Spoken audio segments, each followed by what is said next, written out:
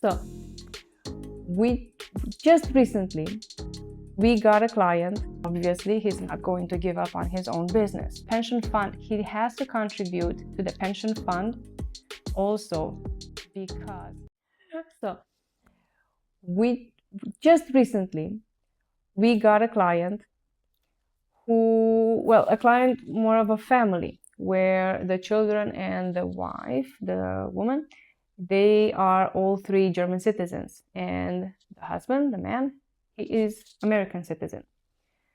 And they are moving permanently to Germany. And what this means, only he needs a permit, a resident permit, and immigration services from our side. Now, he also owns his own business, so obviously he's not going to give up on his own business. So there were two possibilities here to bring him as safely as possible to Germany, and that he was not considering. What the family initially considered, and again, it's normal, you Google things, you ask some ChatGPT, and here you go. What a chat GPT says does not necessarily confirm reality and experience.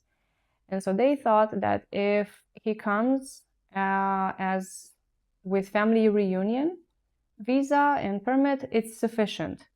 Because what he wants is to keep his business in the US and pay taxes in the US, obviously, and only live in Germany.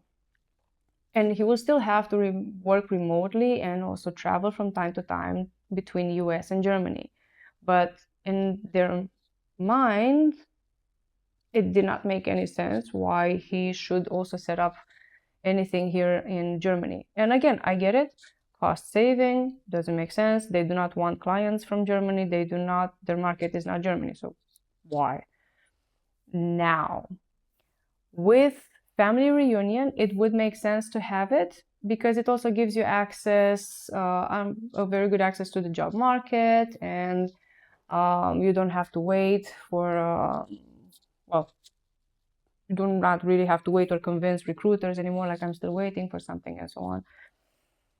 But to live in Germany while you pay taxes in another country is possible. There are agreements, there are economic agreements between Germany and the US. So this is possible. There's no conflict here. However, up to a certain point of how much time, how much revenue your business makes, how much money you pay yourself, and also how long do you stay here in Germany? Because after a certain time, there's kind of an expiration date here.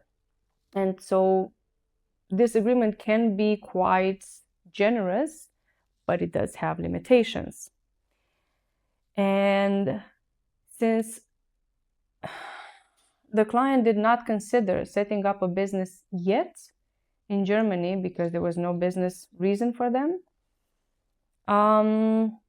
the only option left would be employee on remote, which is a little funny to him. It felt very strange at first. Like, yes, I understand I am my own employee already in the US, but why would I do it like this? Here's why. Because if you don't do it, you will have issues in the long run, meaning your family will get affected eventually by this in a very nasty way. And so we could say, sure, no problem. We could actually have no knowledge about these kind of aspects, how to bring your own business in Germany, but we do have knowledge. We could also say, sure, whatever the client wants, we'll give you what you want, and that's it. And after we finished our service, we're done. We're not liable for anything. But that's not how we operate.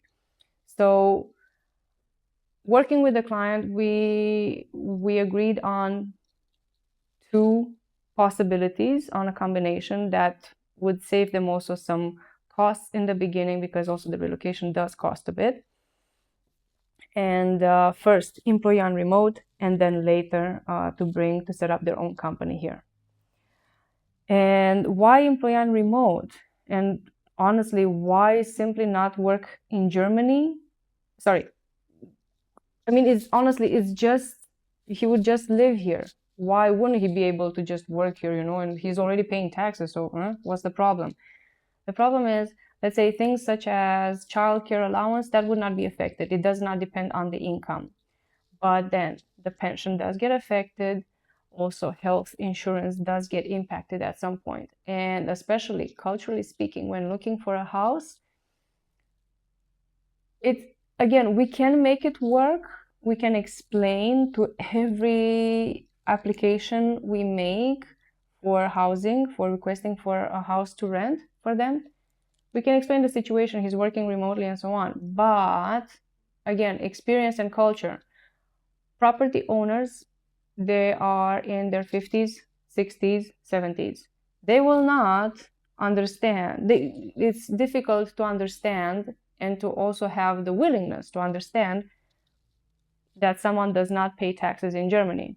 Again, these are people who do not cross the street even if it's red at 2 o'clock in the morning or when nobody's looking. So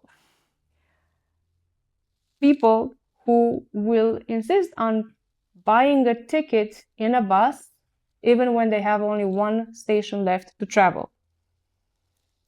That is how fair they want to be, and they do not want to touch anything that is risky.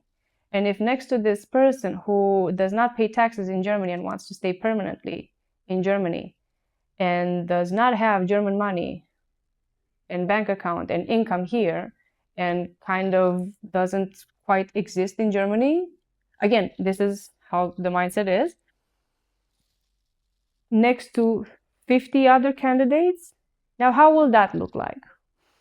Or just even one more candidate, how will that look like? That does not look good.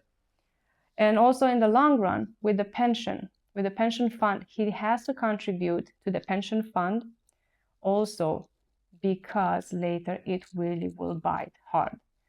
And lastly, there's right now again in the world so much uncertainty and unrest. Even in Germany, they are now discussing a health reform that may get adopted in July. And yes, that is a big one, and it has quite a lot of changes actually, that and particularly it affects married couples. Married couples first, secondly, married couples with children. So their family will definitely get impacted by this reform, but also because everybody is doing cost cutting and trying to save more money in Germany, then that means eventually there will be something also that may impact this person. So we're not taking any chances here. We are insisting on the EOR, which is possible for 1.5 years only, maximum. And in that meantime, to set up the company here as well as a branch. And he can safely continue his business. And honestly, who knows, also, he might actually extend the operations here. Yeah.